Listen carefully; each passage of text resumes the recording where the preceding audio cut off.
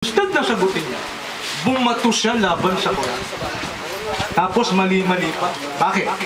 Sabi daw ng Quran, ang Biblia, salita ng Diyos. Eh, pinapabasa natin siya ng salitang Biblia. Wala siyang mabasa. Nagsisinungaling ka niyan. Sabi mo, mamaya papaliwanag ko, babasahin mo lang kung meron salitang Biblia. Kasi pag may nabasa kang Biblia, talo na ako. Uwi na ako. Ito lang namin bahay ko. Bakit? Bakit hindi Biblia yun? Bakit sinasabi natin, yun ay ibang Torah at Injil? Pakinggan nun ninyo. Babasahin ko ha. Ito po yung nakalagay sa chapter 3, Surah Al-Imran. Sulat mo, Pastor. Kasi hindi ka familiar sa Quran. Alam mo, parang tinuruan ka lang ni Ovidius eh. Parang ni Ovidius.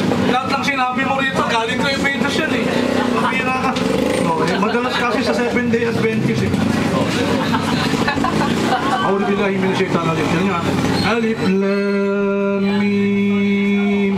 Allahu la ilaha illa huwal hayyul qayyum. Nazzala 'alayka al-kitaba bil haqqi musaddiqan lima bayna yadayhi wa anzala at-taurata wal injil. Anong sabi? Si Allah, walang Diyos maliban sa Kanya. The ever-living, the one who sustains and protects all that exists.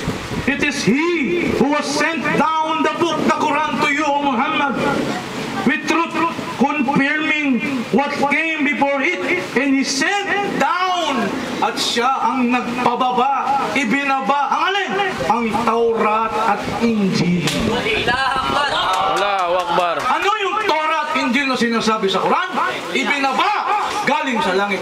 Hindi sinulat ng kung sino-sinong author. Allahu Akbar. May patunay ba tayo sa Biblia?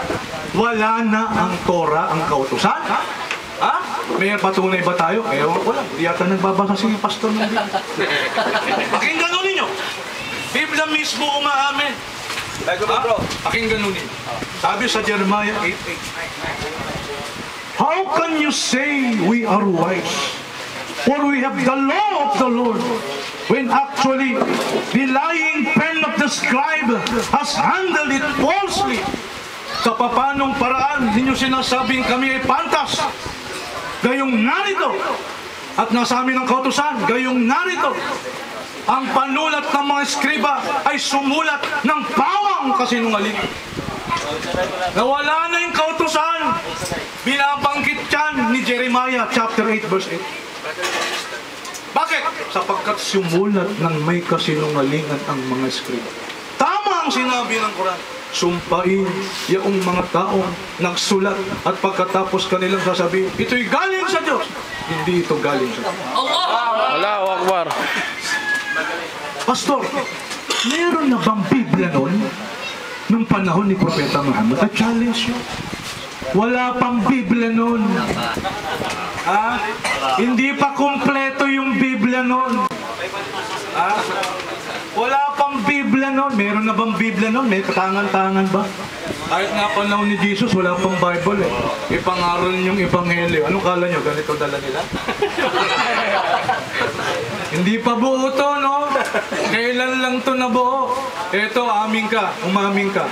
Para sa Kanya, ang salita lang ng Diyos, King James Version. Yung ibabalik. Alam nyo kung bakit? May debate nga silang darating, ginagawa ng Ovidius eh. Patutunayan niya, ang tama, King James Version. Itong mga itong mali. Di umamin ka, may mga mali sa Biblia. Yung palang mali na eh. Wala namang Muslim dito magdidebate, hoy, basta tama, kurang ko sa'yo. Ayun lang. Bakit? Kasi, meron dito, wala na dito. Diba? O, diba, babasa tayo. Kasi sabi niya, King James to. Ito, pastor babasa ako. Sports lang to, sports lang. Ito. Asa? Sabi mo dito, sa isang talata ng Marcos. Exercise. Ito. At sinabi niya, sa chapter 16, sa ibang Bible, hanggang chapter 16 verse 8 lang. Pero sa King James Version, kasama hanggang verse 20. 9:20. Oh, pabira naman, hindi mo pa alam, pabira. Tagal-tagal mo na nagbabasa ng Biblia. Mark chapter 16. No, verse 9. Babasa ako sa verse 15. O, kalakip ang tanda ng mga tunay na Kristiyano mananampalataya. Paano mo papatunayan tunay na Kristiyano ka? Ito pala tandaan. Sinabi niya sa kanila, humayo kayo sa buong sanlibutan at inyong ipangaral ang Ebanghelyo sa lahat ng nilikha. Dito wala na ho yun. Sa Revised Standard Version, may footnote. Sa ibang kasulatan, wala na ho yun. Bakit? Hindi nagdaglang. Pero dito meron. Okay? Ang sumampalataya at mabautismon ay maliligtas, ngunit ang hindi sumasampalataya ay parusahan. At ang mga tandang ito tataglayin ng mananampalataya. Ano yun? Sa paggamit ng aking pangalan ay magpapalaya sila ng mga demonyo. Siguro nag-exorcise si pastor. Magsasalita siya ng mga bagong wika. Siya'y hawak ng mga hawak. Ahas. Tandaan nyo, hahawak ng mga ahas. At kung makainom sila ng bagay na nakamamatay, hindi ito makakasama sa kanila. Pastor, huwag kang magalala, hindi kita pahawakin ng ahas. Hindi kita painumin ng lason. Kasi ang sabi, pag ikaw humawak, hindi yung makahawak ka, hindi matuklaw. Humawak ka. Ay tuklawin ka, hindi ka mamamatay. Minom ka ng lason, hindi ka mamamatay. Hindi yun. Magsalita ka na lang ng Maguindanao, Tausug at Maranao. Kasi kalakip daw ng tanda, makapagsasalita ng iba't ibang wika. Allahu Akbar. Hindi na kita pahirapan pa magsalita ka ng Maranao. Kung talagang nasa iyong tanda bilang Kristiyano. Eh, pastor ka pa naman. Eh, ito, totoo to eh. Sa ibang Bible, wala na po ito. O, paano yun? Paano mo explain sa amin yan, pastor? Yung ito, wala. Iba, wala. Ito, meron. Di ba? Paano mo explain sa amin yan, pastor? Oh. Bukod dyan, dito, meron pang first epistles of John, chapter 5, verse 7. Sa ibang talata, wala na. Marami pa yan, Brad. Marami pa yan. Kaya mo bang magsalita ng iba't ibang wika, pastor? Kalakip ng mga tanda na. Yeah? Kalakip ng mga tanda. Kung totoo itong binabasa natin. Hindi na kita papawakan ng ahas. Hindi na kita papainumin ng lason. Ha? Magsalita ka na lang ng iba't ibang wika o dialect. Ha? Eh, hindi ka pwedeng magloko sa amin kasi may Maranao dito, may Maguindanao dito, may Tausug dito. Okay?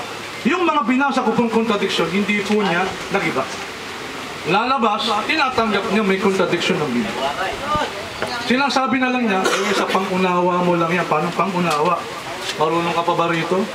Ito, sikat na libro to. Mabibili niyo sa National Bookstore. Oh. Bible Dictionary. Oh. Para sa mga gustong maging preacher. Sa mga Catholic, Protestant, El Shaddai, Jehovah's Witness, Born Again, blah blah blah. Iglesia Nicola po. Ito. Dito inaamin, may discrepancy, may pagkakamali. Isa pa, pastor, meron akong Bible dito. Ito malaking problema. Bakit? Kasi yung John chapter 1 verse 1, hindi kasama sa chapter. Ang sabi rito, prologue. Pag sinabi yung prologue, introduction yun, hindi kasama sa chapter. O paano to? At least ako may hard evidence eh. Ikaw sinasabi, may nawalang version sa Quran. Pagkatapos magbibigay ka ng ganitong papel, internet mo kinuha. Andali, ito. Ano nawala? Andali. Ito hard evidence. Oh, papakita ko kay moderator, baka sabihin, naglolo ko lang ako ng bibiro. Ito, yung 1 John chapter 1 verse 1, ito po ay prologue, hindi kasama sa chapter. Matagal nang gawa pala tong verse na to, wala pa si Kristo. Yung, in the beginning was the Word, and the Word was with God, and the Word was God. Wala na yun, matagal na yun. Panahon pa ni Philo yun. Isang Greek orator. Tingnan nyo. The Gospel of John. Prologue. Ayan po prologue. At isagini. Prologue po, di ba? Prologue. Pakitaw natin prologue. O paano ito? So pinapaliwanag ko dito, ito prologue, hindi kasama sa original. O yung problema nyo. Yan ang problema nyo. Diba? Sino ang author niya? O ito, hindi kami author nito. Ito, J.B. Phillips. Translated into modern English. Ayan. Translation of the New Testament epistles. J.B. Phillips. May history po ako ng mga Bible version at translation. So, pwede ko pong paalam sa inyo. So, isa po yan sa mga problema ng Bible. At gayon din po sa isang talata po. Dito po, sa isang talata po ng Malakias, no? Sa Malakias po, meron po dito na wala na po doon sa magandang balita. No? Yung magandang balitang Bible ko, nasaan ba? Pwede pakikuha niya kami. Magandang balita Bible, malaki ha? 5 minutes. So meron po dito nakalagay sa isang talata po ng Malakias na wala na po doon sa dito sa King James Version. Pero wala doon sa, meron doon sa magandang balita. Pupuntahan ko po yung kaninang binanggit ko. Sa pagitan po ng Roma, chapter 3. Pakinggan po ninyo. Sabi ho dito ni Pablo, inari pong ganap, sapagkat kung si Abraham ay tinuring na ganap sa pamamagitan ng mga gawa, ay meron sana siyang ipagmamalaking ngunit hindi sa Diyos. In other words, hindi po yung gawa ang ina-highlights po ni Pablo rito. Ang ina-highlights po ni Pablo rito, yung pananampalataya.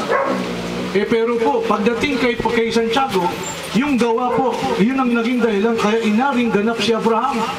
He was justified by God because of his good deeds. At sinabi niya, sabihin niyo sa akin, ang pananampalataya na walang gawa. Sasabihin ko sa inyo, sabihin niyo sa akin ang yung pananampalataya na walang gawa. Kung paano ang katawan na walang gawa, kung paano ang katawan na walang kaluluwa, ay patay. Gayon din ang pananampalataya na walang gawa, ay patay. Pero doon sa Roma, patungkol lang yan sa pananampalataya. Huwag mong guluhin ng tao. May mga iba't ibang klase pala ng justification. Wala sa Bible yun. Nasa kukote mo lang yun. Ha? Wala sa Bible yun. Talagang contradiction to. Ngayon, yung sinasabi niya kanina, ay aminado siya. Yung daw kamatayan ni Jacob, sabi sa gawa, nilibing sa Sikem. Sikem. Ang nalibing po sa Sikem, hindi po si Jacob, kundi si Joseph. At ang Sikem po at Macpela, magkaiba po. Patunayan mo sa akin, magkapareho lang yun. Magkaiba po ang Sikem at Macpela. Mamaya po pag may time, magpapakita ho tayo ng mapa.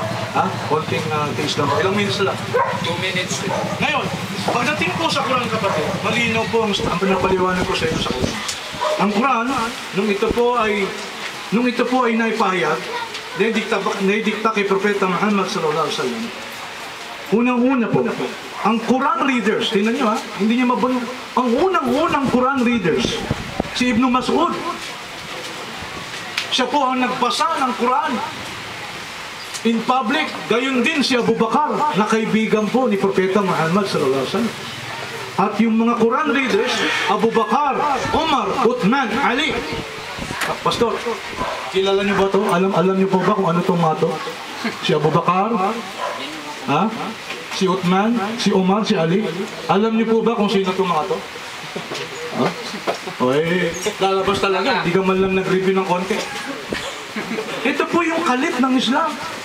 At sila yung mga famous, mas kilala, na memorizer ng Quran.